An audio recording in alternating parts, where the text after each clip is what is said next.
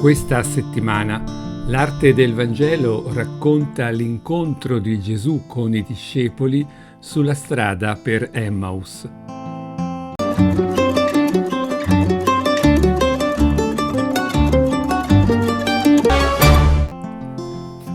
Cominciamo con l'opera di Altobello Melone sulla strada verso Emmaus, realizzata nel 1516-17 e adesso alla National Gallery di Londra in Gran Bretagna. Altobello Melone, vissuto tra la fine del 400 e la metà del 500, è un pittore di Cremona, città di cui ha affrescato il Duomo. Usa un linguaggio popolare, come in questo viaggio di Sant'Elena a Gerusalemme, alla ricerca della vera croce.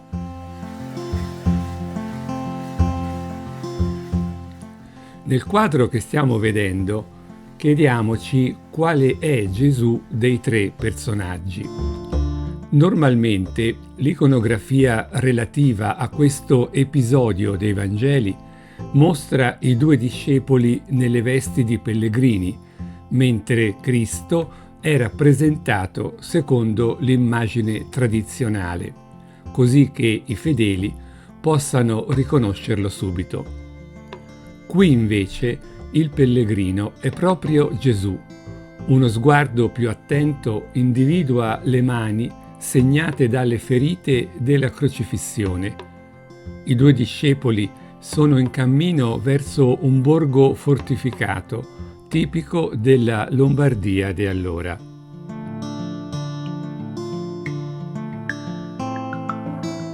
Melone coglie l'esatto momento in cui Gesù si accosta a loro, intenti a ripensare con tristezza all'apparente smentita delle loro speranze.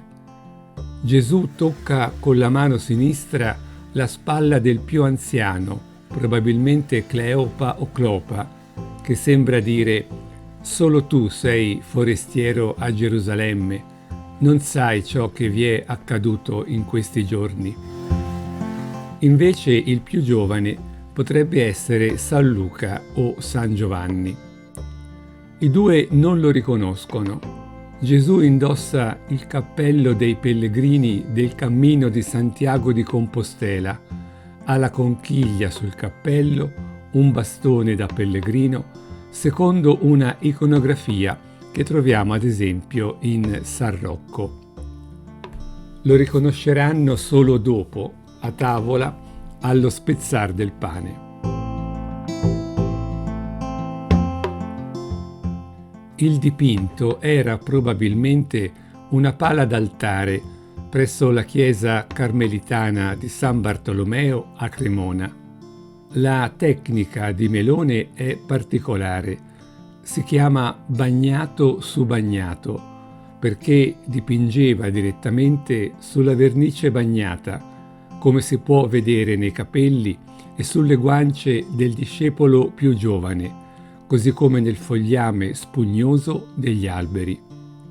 La chiarezza dell'immagine nasce dalla abilità di Melone di realizzare affreschi come quelli del Duomo di Modena, che dovevano essere guardati da grande distanza.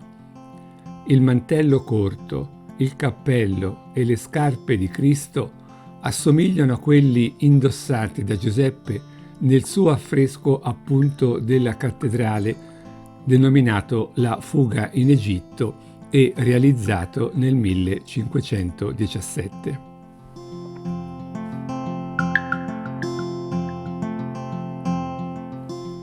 Di Joseph von Führich presento la Apparizione sulla via verso Emmaus, un olio su tela realizzato nel 1837 e ora alla Kunsthalle di Brema in Germania.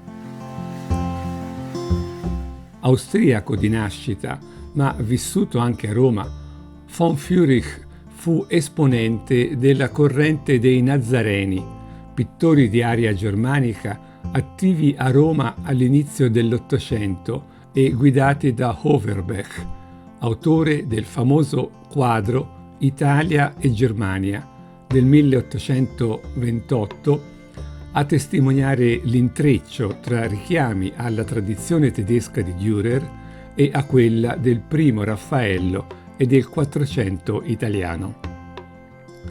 Von Führich si dedicò in particolare a soggetti religiosi, tanto da essere chiamato il teologo con le matite. Le sue tavole della Via Crucis sono state riprese da innumerevoli seguaci e riprodotte in moltissime chiese.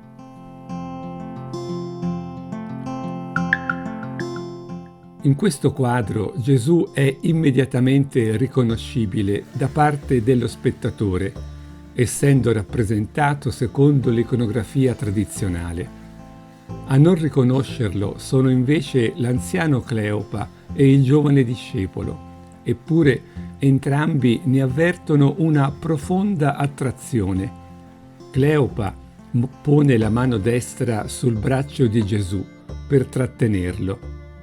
Il più giovane non osa toccarlo, ma lo prega di rimanere con loro tenendo le mani giunte. I pellegrini qui sono i discepoli lungo la via di Emmaus, con il paesaggio agreste sullo sfondo e il cielo che si sta colorando dei toni caldi del tramonto.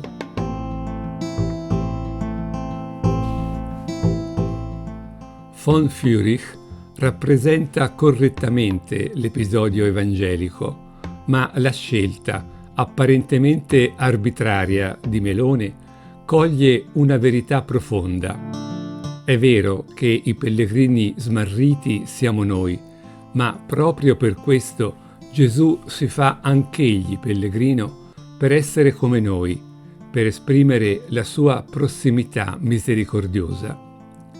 E se è vero quello che sostengono alcuni studiosi, e cioè che il dipinto di Melone non sia stato commissionato ma donato alla Chiesa, possiamo cogliere in questo gesto un richiamo a una scintilla di quella gratuità. Puoi leggere questo brano nel Vangelo di Luca al capitolo 24, versetti 13-35.